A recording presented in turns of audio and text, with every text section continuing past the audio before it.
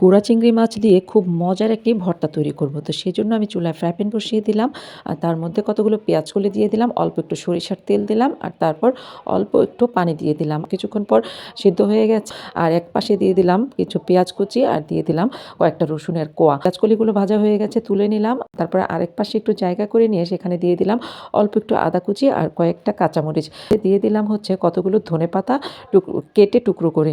আর তারপর এগুলো নেড়ে চেড়ে একটু নরম করে নিলাম আর তারপর সব একসাথে মিশিয়ে নিলাম। তারপর এগুলো আমি তুলে নিলাম। ওই সেম কড়াইতেই আলু কিছু পাতলা পাতলা করে কেটে রেখেছিলাম সেগুলো দিয়ে দিলাম আর তারপর আবারও একটু তেল দিয়ে দিলাম। আর এখন এগুলো একটু পানিও দিয়ে দিলাম, ঢাকনা দিয়ে ঢেকে রাখলাম। কিছুক্ষণ পর এক পেট একটু বেশ লাল লাল করে ভেজে তুলে নিলাম।